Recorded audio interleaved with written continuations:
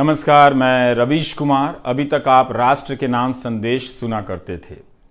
जब किसी को लगे कि सेठ देश को अपनी जेब में रखने लगा है, तब राष्ट्र के नाम संदेश सुनना बंद कर दीजिए। सेठ के नाम संदेश सुनाना शुरू कर दीजिए। आप चाहें तो अपने रेडियो चैनल पर सेठ की बात भी शुरू कर सकते हैं। संडे के दिन आजादी के आंदोलन के समय भारत के कई सेठों ने अपना बिजनेस दांव पर लगा दिया, इसलिए कि भारत आजाद हो और लोकतंत्र कायम हो। अब उसी आजाद भारत में कुछ सेठ ऐसे हैं जो लोकतंत्र और अभिव्यक्ति की आजादी को कुचलने के नए नए तरीकों में हिस्सेदार बनते जा रहे हैं। इसलिए सेठ के नाम संदेश जारी कर रहा हूं। कारोबार बहुत साफ है मेरी समझ में कि देश और समाज के लिए अत्यंत जरूरी है। दुनिया के अन्य देशों की तरह हमारे देश के सेठों ने भी समाज को बहुत कुछ दिया है, लेकिन हर सेठ को आप उसी एक चश्मे से नहीं देख सकते हैं। बहुत सारे सेठ होते हैं जो बहुत मेहनत करते हैं, अपना उत्पाद बनाते हैं, उस उत्पाद को लेकर दुनिया में विश्वास हासिल करते हैं, दूसरे अच्छे उत्पादों से प्रतिस्पर्धा करते हैं, पैसा कमाते हैं, समाज और देश को देते हैं। मगर दो चार सेठ ऐसे होते हैं जो राजनीति के बेहद खास होते हैं। उन्हें हर चीज का ही ठेका मिल जाता है, जंगल से लेकर बंदरगाह, आसमान से लेकर जमीन तक का। ऐसा लगता है कि बाकी किसी सेठ को बिजनेस करना नहीं आता है। ऐसे सेठ का सारा कारोबार आप देखेंगे कि सरकार की संपत्ति के आसपास घूमता है। इस तरह के सेठ का मूल्यांकन आपको अलग से करना चाहिए। सभी को सभी में मत मिलाइए। यह उन सेठों की तरह नहीं है जो गली नुक्कड़ पर गर्मी सर्दी बरसात में हड्डियां गलाते हैं और बिजनेस करते हैं। ऐसे ही दो चार सेठों के लिए यह सेठ के नाम संदेश है। इनका बिजनेस सरकार की गोद में बैठकर होता है, इसलिए इन्हें आप गोदी सेठ कह सकते हैं। जैसे गोदी मीडिया होता है, वैसे ही भारत में गोदी सेठ आ गए हैं। गोदी मीडिया में दो तरह के सेठ हैं, इसे ध्यान से समझिए। पहले प्रकार के वे सेठ हैं जो इस माध्यम में बहुत पहले से जमे हुए थे, लेकिन उन्हें गोदी मीडिया बनाया गया। वे गोदी मीडिया के जरिए अब धंधा कर रहे हैं। गोदी मीडिया क्या करता है? जनता से सच्चाई छिपाता है और दिन रात आपको हिंदू मुसलमान के बीच विवाद में उलझाकर रखता है या इसी तरह के दूसरे विवादों में फंसाए रखता है। तो गोदी मीडिया देश का पहला ऐसा बिजनेस है जिसमें हजारों लोग इस बात के लिए घर से निकलते हैं कि दफ्तर पहुंचकर खराब से खराब प्रोडक्ट बनाएंगे। ऐसा कहीं बिजनेस आपने देखा है? घटिया प्रोडक्ट बनाने के लिए लोग घरों से निकल रहे हैं, कम लागत में बना रहे हैं ताकि आप खुशी खुशी मुफ्त में आपको मिले और समझे कि आप ग्रहण कर रहे हैं। ये लोग घर से निकलते हैं कि हम पत्रकारिता करने जा रहे हैं, यही बताकर निकलते हैं, लेकिन पत्रकारिता के नाम पर दफ्तर पहुंचकर जहर फैलाने का काम करते हैं। केवल जहर ही नहीं, जनता तक दूसरी सूचनाएं ना पहुंचे, जनता की बात सरकार तक और जनता तक ना पहुंचे, इसके लिए गजब गजब का प्रपंच रचते हैं। लेकिन अब जनता कुछ कुछ समझने लगी है। समझ रही है जनता कि नफरती डिबेट से उसका भला नहीं हो रहा है। जिन बच्चों को डॉक्टर बनाने में ध्यान देना चाहिए, वे दंगाई बनाने के खेल में फंसाए जा रहे हैं। उसकी मानसिकता का प्रसार हो रहा है। तो कोई भी नहीं चाहेगा कि उसका बच्चा दंगाइयों की मानसिकता के साथ बड़ा हो। तो अब यहां से बदलाव का रास्ता खोजा जा रहा है। आपके लिए नहीं बदलना है, किसी और तरीके से बदलना है ताकि आपको झांसा दिया जा सके कि यह कोई दूसरा मीडिया है, उनसे अलग है। यह बात आपको समझनी है। गोदी मीडिया पार्ट 2 लॉन्च होने जा रहा है। एंकरों की जगहें बदली जा रही हैं। आप देखेंगे एक एंकर यहां से वहां जा रहा है, वहां से यहां आ रहा है। नए गोदी सेठ लाए जा रहे हैं। ये दूसरे वाले सेठ जो नए तरीके से गोदी मीडिया का काम करेंगे। आप सोचिए, अगर सेठ ही गोदी हो तो क्या उसका मीडिया गोदी मीडिया नहीं होगा? सोचिए, जिस सेठ का सारा काम सरकार से जुड़ा हो, कई तरह की सरकारों से जुड़ा हो, क्या वो सरकार से सवाल पूछ पाएगा? आप सोचिए। आपके लिए कौन पूछेगा, कौन बोलेगा? जब आपको लगेगा कि आपके लिए किसी को बोलना चाहिए, तब यह गोदी मीडिया पार्ट 2 क्या करेगा? विदेशों में भारत का नाम कैसे हो रहा है, डंका कैसे बज रहा है, इसकी कहानी बताकर आपको अपनी परेशानियों से दूर करेगा और उन्हें बंद कर देगा व्यापक जनता के बीच पहुंचने से। तो यह खेल होने जा रहा है। आपकी तनख्वाह 4 साल से नहीं बढ़ी है, बच्चों को पढ़ा नहीं पा रहे हैं, अच्छे कॉलेज नहीं हैं, और गोदी मीडिया इस पर बात नहीं करेगा।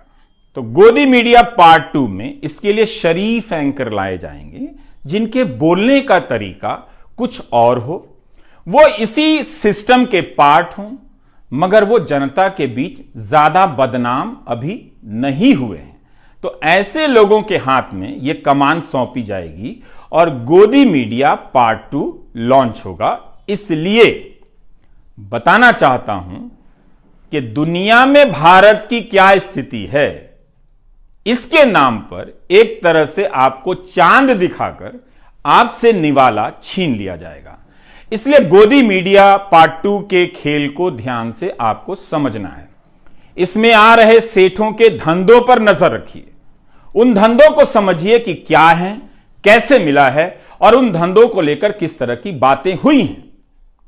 ये जो गोदी सेठ हैं बाकी सेठों से बहुत अलग होते हैं। बाकी सेठ भी जानते हैं कि 2-4 गोदी सेठ हैं, उनकी ताकत बहुत बड़ी है, वो जो चाहें कर सकते हैं, हर चीज खरीद सकते हैं।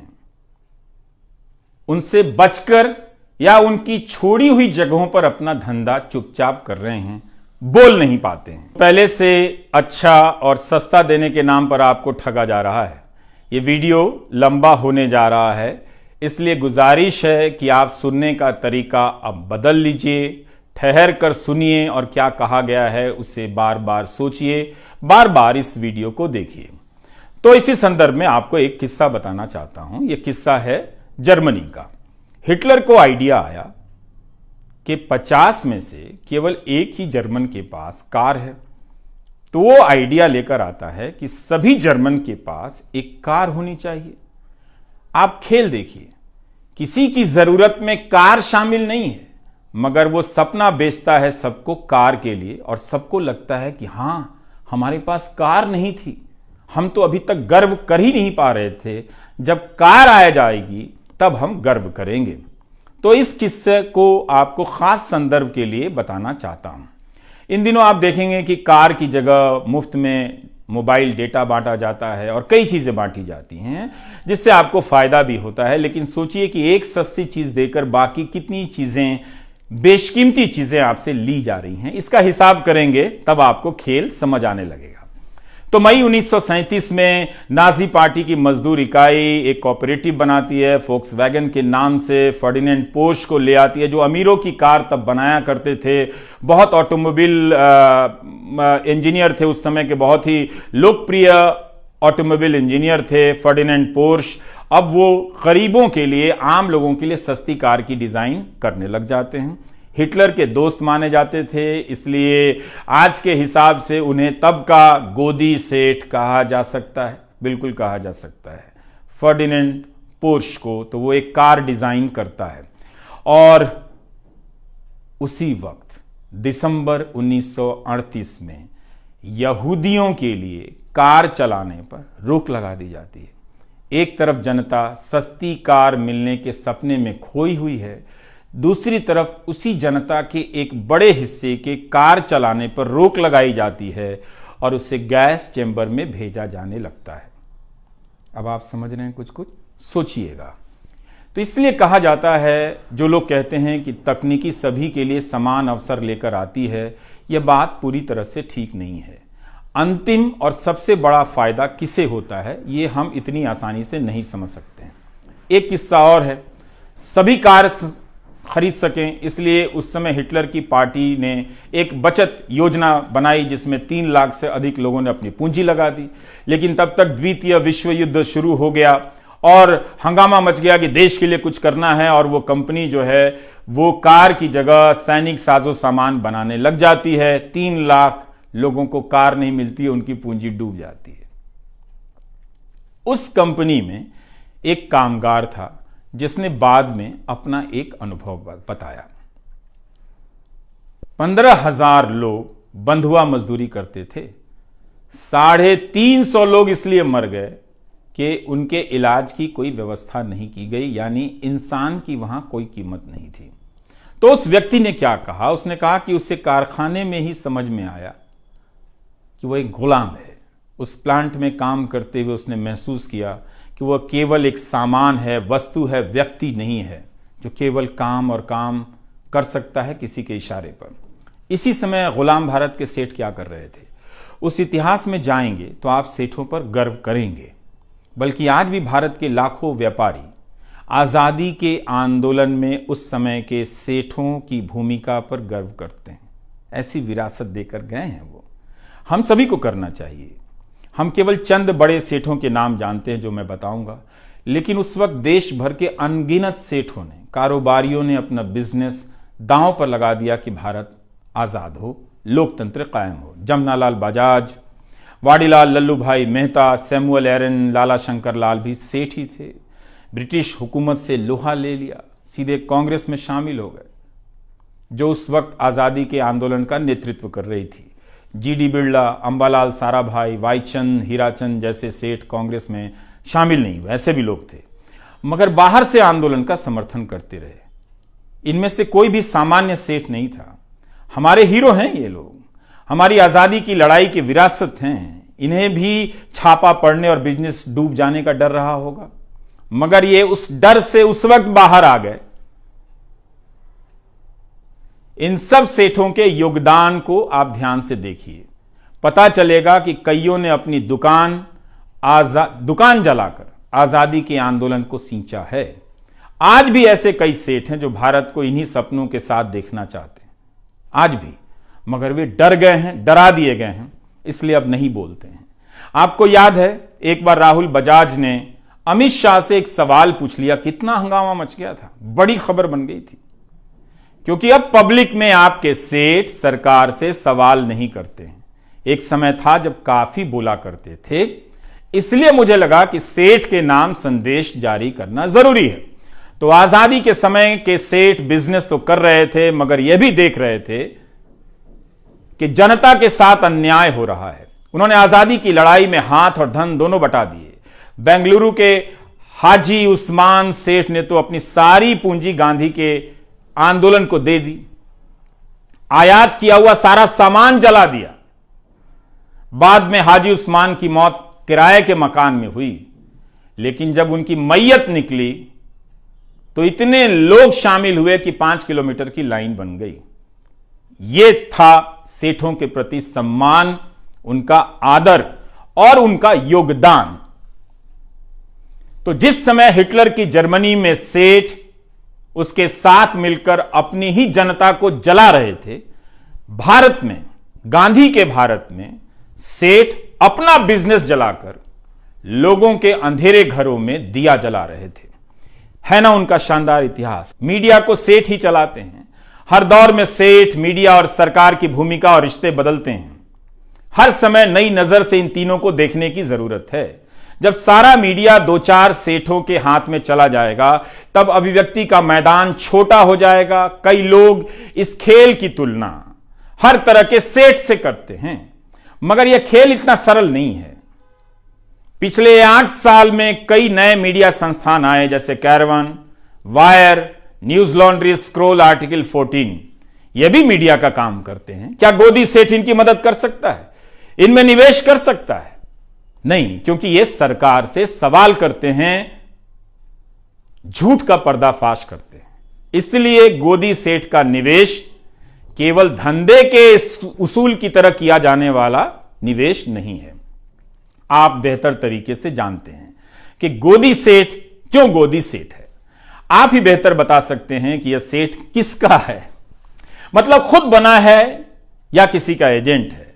गोदी सेठ के पास दौलत बहुत है, ताकत बहुत है, बहुत ताकत है, मगर याद रखना चाहिए सभी को, गोदी सेठ को भी, कि यह भारत है। इसकी महान जनता को कोई गोदी सेठ चवन्नी ना समझे। उसके स्वाभिमान से ना खेले, वरना वो अपनी जेब से केवल एक एक चवन्नी निकाल कर रख देगी तो दौलत का ऐसा पहाड़ बन जाएगा और उसके सामने सेठ की सारी दौलत चवन्नी हो जाएगी। महान भारत की महान जनता का सामर्थ्य दुनिया के किसी भी नंबर के 2 नंबरी सेठ से बड़ा है, किसी भी नंबर के 2 नंबरी सेठ से बड़ा है। सेठ के नाम संदेश इसी मकसद के लिए है, बताने के लिए। पूरी दुनिया में देखिए, केवल भारत में नहीं है, सेठ लोग क्या कर रहे हैं। 2-4 ही सेठ होते हैं हर देश में, वो पूंजी को अपने नियंत्रण में कर लेते हैं, सारी पूंजी उनके पास होती है। ऐसे सेठ राजनीति की गोद में होते हैं और राजनीति इनकी गोद में होती है। विकास विकास की राजनीति के नाम पर ऐसे सेठ आपके लिए नौकरी का सपना पैदा करते हैं, कुछ समय के लिए, कुछ को रोजगार देते भी हैं, फिर उस नौकरी के नाम पर जंगल, जमीन, आसमान तक पर अपना कब्जा जमा लेते हैं। आप देखेंगे कि इस काम में 2 ही 3 सेठ होते हैं, ज्यादा से ज्यादा 10 होते हैं। किसी भी देश में देखिए, केवल भारत में नहीं है।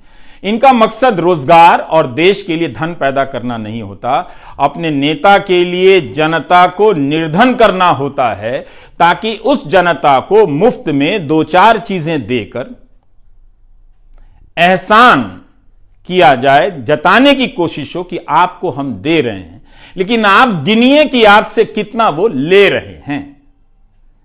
तो इस काम में हर देश में 2 ही 4 बड़े गोदी सेठ होते हैं जो हर तरह का मीडिया खरीद लेते हैं और बाद में जनता को खत्म कर देते हैं।